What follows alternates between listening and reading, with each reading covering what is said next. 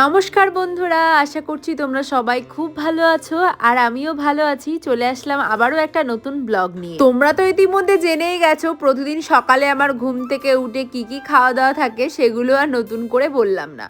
তো যাই হোক, তারপরে চলে এসেছি রান্নাঘরে সোজা। আর রান্নাঘরে এসে রান্না বান্না করার জন্য সমস্ত তরিতরকারিগুলো কাটাকুটি করছিলাম। ফ্রিজে কয়েকটা উচ্ছে ছিল, দেখলাম কয়েকটা উচ্ছে পেকেও গেছে, তো ভাবলাম যে না, আজকে উচ্ছেগুলো দিয়ে কিছু একটা বানাতেই হবে। সাথে একটু আলুও কেটে নিয়েছিলাম, তাই ভাবলাম উচ্ছে দিয়ে আলু দিয়ে একটু ভাজা করে ফেলি। আর ওইদিকে কিন্তু আমি ভাতটাও বসিয়ে দিয়েছি। আর সাথে কিন্তু আজকে রান্না করব মাছ, তো সেই জন্য মাছটাও ফ্রিজ থেকে আমি বার করে নিয়েছি আর নুন হলুদও মাখিয়ে নিয়েছি।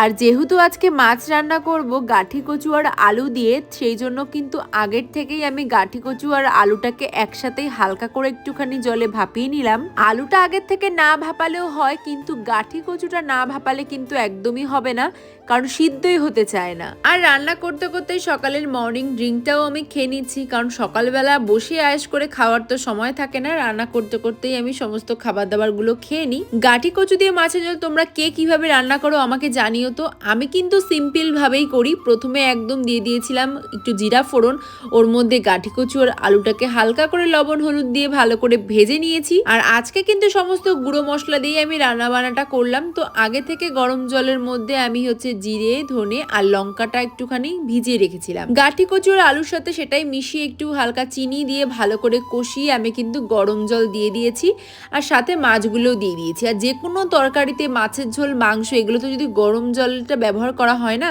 তাহলে কিন্তু সেই মাছ বা মাংসের টেস্টই আলাদা হয়। আর এত কাজের মাঝেও কিন্তু আমি আমার সকালের ডিটক্স ওয়াটারটা বানিয়ে নিয়েছি, কারণ ওটা আমাকে সারাদিনই খেতে হবে বিকেলের আগ পর্যন্ত। সমস্ত রান্না বান্না তো হয়ে গেছে, বরমশাই যাবে এখন অফিসে, যার জন্য ওর খাবারটা আমি আগেই বেড়ে নিচ্ছি। ও অফিস চলে যাওয়ার পর কিন্তু আমি ঘরের সমস্ত কাজকর্ম করি ধীরে সুস্থে। ও থাকলে আমি একদমই কিছু করতে পারি না। নিজের জন্য বানিয়ে নিয়েছি কিন্তু ছাতুর শরবত, সেটাই ব্রেকফাস্টে খাচ্ছি।